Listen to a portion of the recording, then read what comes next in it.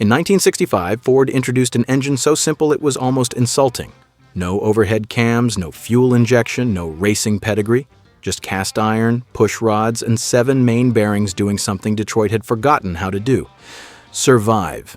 While muscle car V8s were grenading themselves at drag strips, this straight 6 was logging 500,000 miles hauling gravel in farm trucks.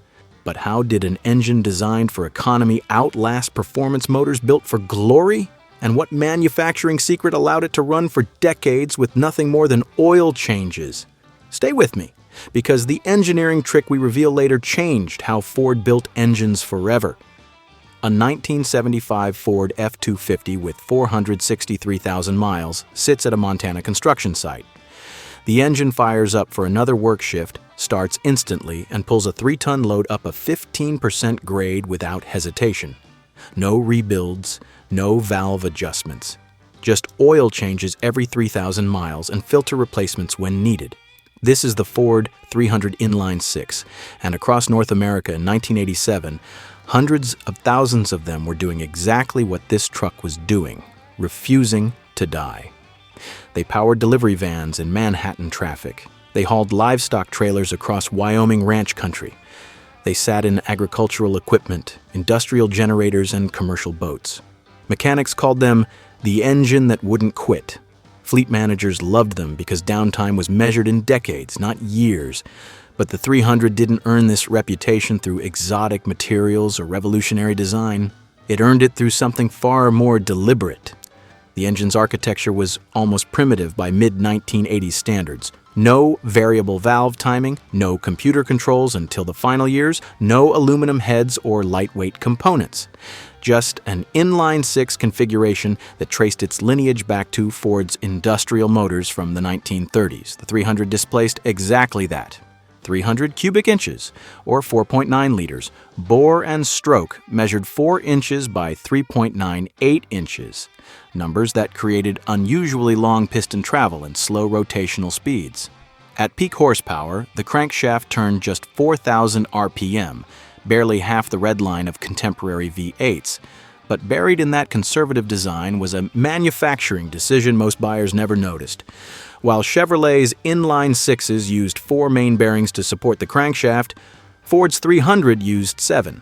Each main bearing was a circular metal sleeve that cradled the crankshaft as it rotated, preventing flex and distributing combustion forces evenly. 7 bearings meant the crankshaft was supported between every cylinder and at both ends. The shaft couldn't whip or bend under load. Vibration harmonics that destroyed other engines simply couldn't develop in the 300's heavily braced bottom end. This wasn't innovation. It was deliberate over-engineering for one specific purpose: commercial durability. Ford designed the 300 for customers who measured engine life in hundreds of thousands of miles, not tens of thousands.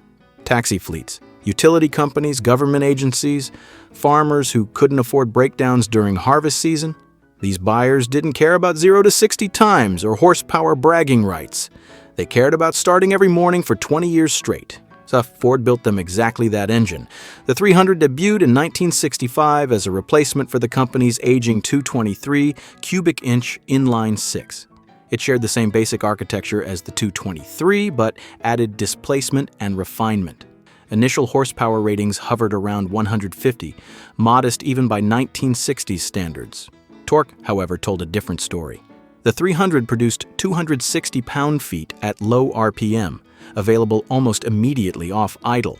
That torque curve was nearly flat, meaning the engine delivered consistent pulling power across its entire operating range. For work trucks climbing mountain passes or accelerating from stoplights with heavy loads, low-end torque mattered infinitely more than peak horsepower. Within 2 years of introduction, the 300 had become Ford's standard engine for F-Series trucks, Econoline vans, and medium-duty commercial vehicles. Buyers could option up to V8 power, and many did, but fleet managers and commercial operators kept ordering the 6. Fuel economy was better. Maintenance costs were lower. And something else was happening that Ford's engineers had anticipated but couldn't advertise. The engines weren't wearing out. To understand how this moment became possible, we need to go back to the world that created it. The year was 1960, and American automotive engineering stood at a crossroads. The horsepower wars were accelerating. Chevrolet had unleashed the fuel-injected 283 small block. Chrysler was developing the legendary Max Wedge motors. Ford's own Thunderbird V8s were growing larger and more powerful with each model year. Performance sold cars, cubic inches sold magazines. But beneath the glamour of the muscle car era, a quieter revolution was taking shape in Ford's commercial vehicle division. Fleet operators were sending Ford a clear message. They didn't want more power. They wanted engines that wouldn't break. Taxi companies in New York and Chicago were logging failure data on every vehicle in their fleets. Delivery services were calculating cost per mile over 5-year service lives. Agricultural equipment manufacturers needed engines that could run for 12-hour stretches at constant RPM without overheating or losing oil pressure. The recreational boating market wanted marine conversions that wouldn't seize from saltwater corrosion. These customers represented millions of dollars in annual revenue, but they had requirements Detroit's performance engineers didn't understand. Ford's engineering team, led by powertrain chief Donald Sullivan, studied the problem systematically. They examined warranty claims from commercial customers and found patterns: crankshaft failures in high-mileage engines, main bearing wear from sustained heavy loads, cylinder head gasket failures from thermal cycling. The company's existing inline sixes, the 223 and the older 215, were adequate for passenger car duty, but marginal for commercial service. They lacked the structural reinforcement to handle extended abuse. Sullivan's team looked beyond Ford's own designs for inspiration. They studied European industrial diesel engines known for million-mile service lives. They examined American industrial motors from manufacturers like Continental and Hercules. They consulted with marine engine builders who understood saltwater durability. A consensus emerged: the key to extreme longevity wasn't exotic materials or complex technology, it was rigid crankshaft support and conservative operating speeds. Every additional main bearing reduced crankshaft flex. Lower RPM limits reduced wear on every moving part. Longer piston stroke improved low-end torque while keeping rotational speeds down. The engineering brief for what would become the 300 was brutally simple. Design an inline six with 7 main bearings. Keep bore and stroke dimensions conservative. Build the block from high-grade cast iron. Use proven pushrod valve actuation instead of overhead cams. Optimize for torque below 3,000 RPM. Ensure every component could handle sustained full-load operation at maximum rated output. Forget about horsepower bragging rights. Build something that would outlast the vehicles it powered. But Ford's marketers had a problem. How do you sell an engine designed around concepts like main bearing count and reduced crankshaft flex? Truck buyers in 1965 didn't read engineering white papers. They wanted simple proof. Does it work? Will it last? Can I fix it myself if something breaks? The 300 would have to prove itself in the field, mile by mile, year by year. There would be no advertising campaign celebrating 7 main bearings, no magazine road tests praising low RPM durability, just slow accumulation of reputation among the people who actually use trucks for work. Ford introduced the 300 in spring 1965 as a mid-year option for the F-Series truck line. Initial press coverage was minimal. Automotive magazines focused their attention on Ford's new 289 high-performance V8 and the Mustang's competition success. The 300 appeared in specification sheets as the base engine. The option fleet buyers chose to save money. Early road tests praised its smoothness and torque delivery, but noted the lack of high RPM power. Nobody mentioned the 7 main bearings. Nobody understood what Ford had actually built. But within months, something unusual started happening at Ford dealerships. Commercial customers who'd bought 300-powered trucks were coming back to order more, not for repairs, for additional vehicles. Service managers reported virtually 0 warranty claims on the new Inline 6. Taxi fleet operators noticed their 300-powered sedans were reaching 100,000 miles faster than expected with no mechanical issues. Agricultural dealers heard from farmers who were running the engines at full throttle for entire growing seasons without oil consumption or cooling problems. The 300 wasn't failing. It was barely wearing. Ford had designed an engine for extreme durability in an industry obsessed with performance and planned obsolescence. Could something built to last 30 years survive in a market that expected customers to buy new vehicles every 3? The 300's architecture revealed its priorities the moment you understood how it was assembled. The engine block was a single-piece iron casting that extended deep below the crankshaft centerline. This deep skirt design created a rigid foundation that resisted twisting under load.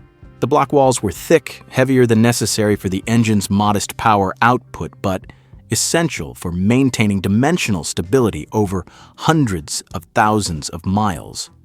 When combustion pressure pushed down on the pistons, the block absorbed those forces without flexing. Inside that block sat the crankshaft, supported by 7 main bearings spaced exactly evenly along its length. Each bearing consisted of 2 half-moon shells that wrapped around the crankshaft journals, creating a low-friction, rotating surface. The bearings were fed pressurized oil through drilled passages in the block, ensuring constant lubrication even under extreme loads. With 6 cylinders firing in sequence, the crankshaft experienced continuous rotational force. 7 main bearings meant that force was distributed across 7 support points instead of 4 or 5. The crankshaft couldn't bend between cylinders.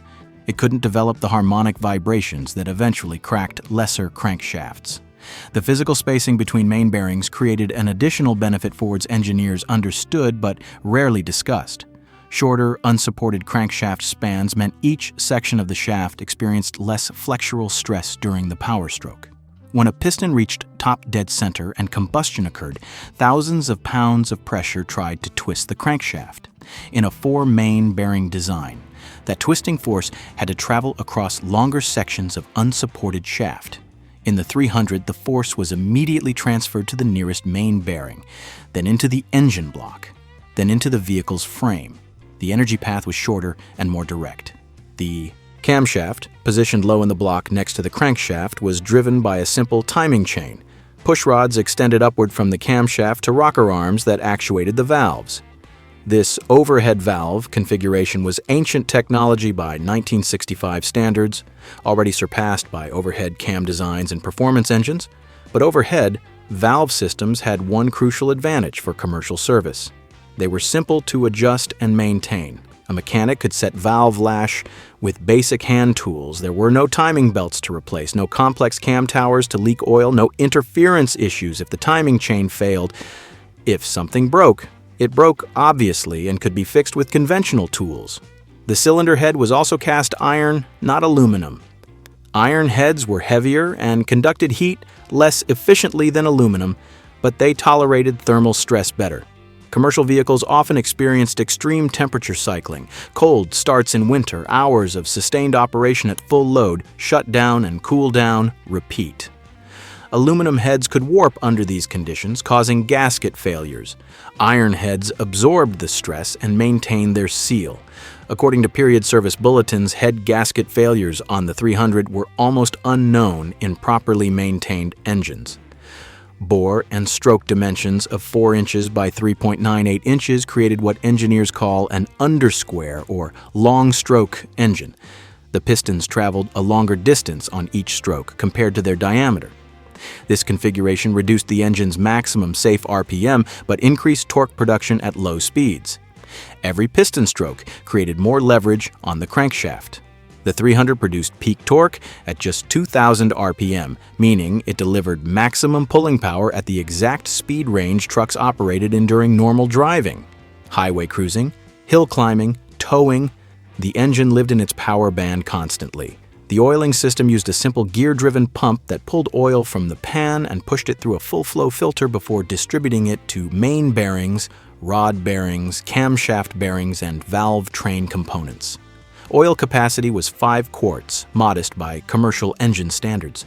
But the oil passages were generously sized, and the pump delivered high volume at low pressure. This meant every bearing received adequate lubrication even when the oil was cold or had thinned from heat. As long as the owner maintained proper oil level and changed it regularly, the lubrication system could run indefinitely. Cooling system design was equally conservative. A belt-driven water pump circulated coolant through the block and head, then through a radiator sized for sustained high-load operation.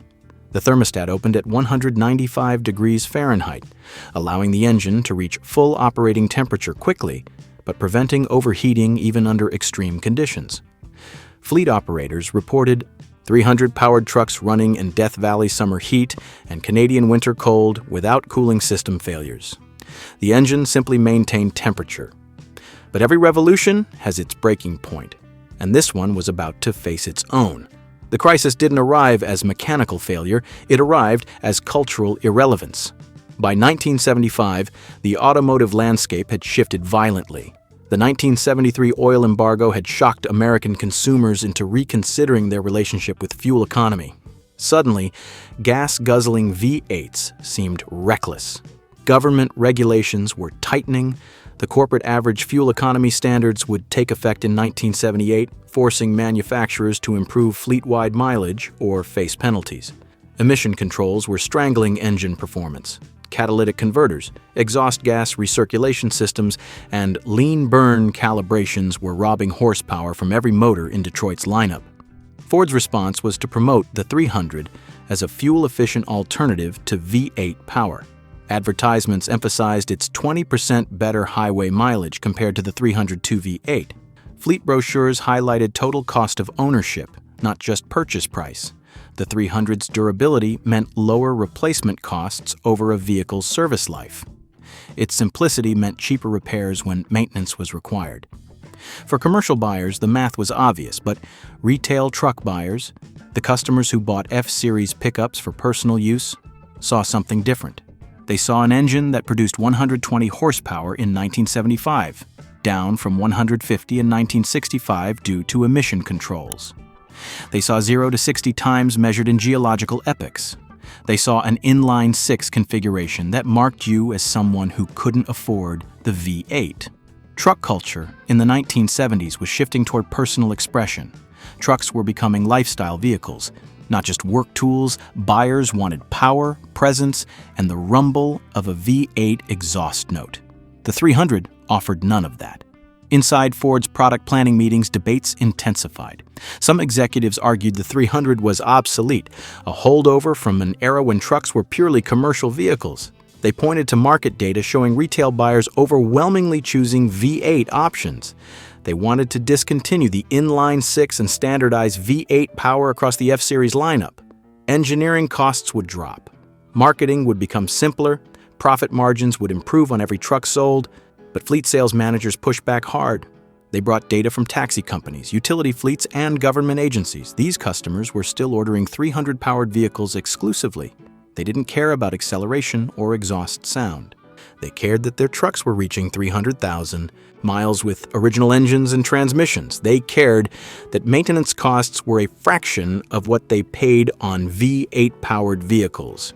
They cared that the 300 had proven itself as the most durable gasoline engine Ford had ever built. Discontinuing it would hand those customers to Chevrolet or Dodge. The compromise was uncomfortable. Ford would continue offering the 300, but wouldn't promote it. Marketing budgets went to V8 engines and four-wheel drive systems. The inline 6 became the base engine, the option listed in fine print at the bottom of specification sheets. Dealers were trained to upsell customers to V8 power. "You don't want that 6-cylinder, do you?" became a standard sales tactic. The 300 survived, but as an afterthought. Technical development essentially stopped. While Ford invested in new V8 designs, fuel injection systems, and electronic engine management, the 300 received minimal updates. It gained a feedback carburetor for emission compliance in the early 1980s. It received electronic ignition to replace points and condenser systems. But the fundamental architecture remained frozen in 1965. No aluminum heads, no roller camshaft, no multi-port fuel injection, just the same cast iron pushrod inline 6, year after year, becoming more antiquated with each model cycle. By 1985, the 300 stood as a technological relic in a market racing toward modernity. Japanese manufacturers were introducing sophisticated four-cylinder engines with dual overhead cams and fuel injection. GM was launching its new 4.3-liter V6 with advanced engine management. Chrysler was partnering with Mitsubishi for efficient small-displacement motors. Ford's 300, with its two-barrel carburetor and pushrod valve train, belonged in a museum. Production numbers reflected reality. Less than 15% of F-Series trucks left factories with the inline 6 by the mid-1980s. Corporate pressure to discontinue the engine intensified. Bean counters calculated the costs of maintaining a separate assembly line for such low production volumes. Marketing executives argued the 300's continued existence damaged Ford's image as an innovative company. Product planners wanted to simplify the truck lineup around a single V6 and two V8 options. The 300 had survived the 1970s fuel crisis, but it might not survive 1980s corporate efficiency mandates. Could it have survived if the world was ready to value durability over disposability? Ford discontinued the 300 Inline 6 in 1996, ending a 31-year production run. The final engines rolled off the Essex, Ontario assembly line in summer of that year, destined for commercial spec F-Series trucks and Econoline vans. There was no farewell edition, no special badging, no press release. Celebrating 3 decades of production, the 300 simply stopped existing as a new engine option, replaced by Ford's new 4.2-liter V6 in the truck lineup. Automotive journalists barely noticed. The few publications that mentioned the discontinuation treated it as inevitable house cleaning, clearing away the last remnant of pre-modern engine design. One trade magazine noted the 300's legendary durability, but called it hopelessly outdated in an era of computer engine management and variable valve timing. Another review praised its torque characteristics, but dismissed it as the engine your grandfather drove. The automotive press had moved on years earlier. The 300's death was simply the official acknowledgement of what had been culturally true since 1980. Fleet operators reacted differently. According to industry surveys conducted in 1997, commercial truck buyers rated the 300's discontinuation as their primary concern about Ford's truck lineup. Taxi companies that had relied on 300-powered Crown Victorias for 2 decades suddenly faced uncertainty about replacement vehicles. Utility companies with entire fleets of inline 6 F-250s wanted to know what engine would deliver comparable durability. Agricultural equipment dealers heard from farmers who'd run 300-powered trucks for 300,000 miles and expected to do it again. Ford's new 4.2 V6 was more powerful and more efficient, but it had no service history. It was unproven. The used truck market immediately reflected this anxiety. 300-powered F-Series trucks began commanding premium prices compared to equivalent V8 models. Buyers who understood commercial vehicle economics actively sought out the Inline 6, knowing its reputation for extreme mileage capability. Online forums dedicated to Ford trucks filled with discussions about buying the last model years of 300 production while they were still available. One popular thread from 1998 was titled, "Last Chance to Buy the Unkillable Engine." Service data from the late 1990s told a remarkable story. The last 300 engines produced in 1996 were entering high-mileage service in commercial fleets. Taxi operators reported units exceeding 400,000 miles with routine maintenance only.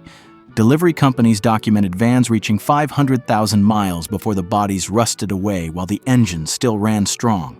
Independent mechanics shared stories of 300-powered trucks arriving for repair with original engines that had never been opened, 500,000 miles into their service lives. But the most telling evidence came from engine rebuilders. According to several major rebuilding companies interviewed in 2000, they received almost no 300 cores for rebuilding. The engines simply weren't wearing out at rates that justified rebuilding. One rebuilder in Texas reported receiving hundreds of cores for Ford's 300 2 and 351 V8s, but fewer than a dozen 300 inline 6s annually. There's no business in rebuilding them because nobody's killing them, the owner explained to a trade publication. Reviews from owners who'd lived with 300-powered trucks for decades were almost universally positive about reliability and almost universally critical of performance. A typical owner testimonial from a Ford truck enthusiast forum in 2002. "Mine has 380,000 miles, burns no oil, still starts in winter, and has never left me stranded. It's also the slowest vehicle I've ever driven. I love it and hate it at the same time." The 300 inspired complicated feelings. Deep respect for what it did well, frustration with what it couldn't do. Dealer service departments reported an unusual phenomenon in the years following discontinuation. Customers were bringing in high-mileage 300-powered trucks for frame repairs, transmission replacements, and body work, but not engine work. They were investing in keeping the trucks roadworthy specifically because the engines refused to die. It became economically rational to repair everything around the engine rather than buy a new truck with an unproven motor. The 300 had become the anchor that justified keeping old trucks in service. Environmental regulations eventually accomplished what mechanical wear couldn't. By the mid-2000s, many states had implemented emissions testing that older carbureted engines struggled to pass. The 300, with its feedback carburetor and primitive emission controls, couldn't meet tightening standards in states like California. Trucks that ran perfectly were retired because they failed tailpipe tests. The engines outlasted the regulatory environment they were designed for. But history has a habit of rediscovering what it once discarded. 25 years after production ended, the 300 Inline 6 occupies a unique position in automotive culture. It's not celebrated like Boss 429 Mustangs or collected like Hemi Cuda convertibles. It inspires no magazine covers or auction fever. Instead, it lives on as working-class legend, the engine people remember when they talk about vehicles that actually lasted. The collector market for 300-powered trucks reflects this practical appreciation. Restored examples don't bring six-figure prices at Barrett-Jackson, but clean, well-maintained trucks with original 300 engines sell quickly at reasonable prices to buyers who value function over flash. Online marketplaces show consistent demand for 1980s and 1990s F-Series trucks specifically equipped with the Inline 6. Auction listings emphasize original 300 engine as a selling point often listed before four-wheel drive or low mileage in the feature hierarchy. The engine influenced Ford's thinking about commercial powertrains in ways that weren't obvious until decades later. When Ford developed its modern diesel engines for Super Duty trucks in the 2000s, engineering teams studied the 300's service history to understand what created extreme durability. The 7-main-bearing crankshaft design became standard practice for all Ford heavy-duty engines. Conservative RPM limits, generous oiling systems, and cast-iron construction all trace lineage back to lessons learned with the 300. Independent mechanics who worked on the 300 throughout their careers speak about it in terms usually reserved for legendary reliability. One master technician with 40 years at a Ford dealership told a trade publication in 2018, "I've torn down thousands of engines, 300s that needed rebuilding, I can count them on one hand. And those failures were always from neglect, never design flaws. That engine was bulletproof if you changed the oil." The restoration and modification community treats the 300 with peculiar respect. While enthusiasts spend fortunes building exotic V8s for muscle cars, a smaller group focuses on preserving and optimizing the Inline 6. Online forums document rebuild procedures, modification techniques, and maintenance best practices. One popular modification involves adapting the 300 for marine use, taking advantage of its inherent durability and low RPM torque for sailboat auxiliary power. The engine that Ford designed for trucks found a second life in recreational boats. Modern engine technology has made the 300's design philosophy nearly impossible to replicate. Current fuel economy and emission standards require complexity the 300 never had. Variable valve timing, direct injection, turbocharging, cylinder deactivation, and computer engine management are all necessary to meet regulatory requirements. You cannot build a simple cast-iron push-rod Inline 6 in 2025 and sell it in new vehicles. The regulatory environment forbids it. But that regulatory reality has created unexpected appreciation for what the 300 represented. As modern engines become more complex and less serviceable, requiring specialized diagnostic equipment and dealer service for basic maintenance, the 300's simplicity gains nostalgic appeal. YouTube videos documenting 300 rebuilds regularly attract hundreds of thousands of views. The engine represents an era when mechanical problems could be diagnosed with hand tools and fixed in a home garage. That accessibility is gone from modern vehicles. The 300 also influenced thinking about planned obsolescence and right-to-repair debates in ways Ford never anticipated. When consumer advocates argue that manufacturers deliberately design products to fail, they point to the 300 as counter-evidence that extreme durability is technically possible. The engine proved that a motor could be designed to outlast the vehicle it powered. Its discontinuation wasn't because it failed, it was because it succeeded too completely. An engine that runs for 500,000 miles doesn't generate replacement sales. Environmental perspectives complicate the legacy. The 300's durability meant trucks stayed in service for decades, avoiding the environmental cost of manufacturing new vehicles. But its poor fuel economy and primitive emissions controls meant it consumed more fuel and produced more pollution per mile than modern engines. Whether keeping old trucks with 300 engines running is more environmentally sound than scrapping them for new vehicles remains hotly debated in sustainability circles. The marine conversion community continues to use 300 engines salvaged from scrapped trucks. Sailboat owners prize the engines for auxiliary power because they idle smoothly, produce consistent torque at low RPM, and can run for hours without overheating. Marine mechanics report 300 conversions regularly achieving 20 and 30 years of service in saltwater environments. Extraordinary longevity for gasoline engines in marine applications. The engine's cast iron construction resists corrosion better than aluminum, another unexpected benefit of old-school design. Remarkably, functioning 300 engines remain in regular service in 2025. While most have been retired from daily driving, they continue working in agricultural applications, industrial equipment, and stationary power generation. Farms that installed 300-powered pumps or generators in the 1980s often haven't needed replacements. The engines simply keep running. This longevity wasn't predicted when Ford designed the engine 60 years ago, but it validates every engineering decision that prioritized durability over performance. The sound of that engine wasn't just torque, it was reliability cast in iron. What began as a commercial necessity became a legend long after the factories went quiet. That Montana construction site from 1987 with the F-250 and its 463,000-mile 300 engine represents something the modern automotive industry struggles to create. Trust, built through decades of unfailing service. That truck was sold in 1998 with over 600,000 miles on the original engine. The new owner drove it for another 5 years before the frame finally rusted through. The engine was still running when the truck went to the scrapyard. The 300 Inline 6 never won races. It never set performance records or earned magazine comparisons to exotic European engines. It didn't inspire poster sales or collector mania. What it did was show up every single day for 30 years of production and decades more of service life. It started in sub-zero winters and Death Valley summers. It hauled loads up mountain passes and idled through traffic jams. It ran in taxis, delivery vans, farm trucks, and boats. And it did all of this while asking almost nothing in return except regular oil changes and basic maintenance. In an industry obsessed with innovation, the 300 represented something more valuable and more rare: perfection through restraint. Ford's engineers understood that extreme durability didn't require exotic materials or complex technology.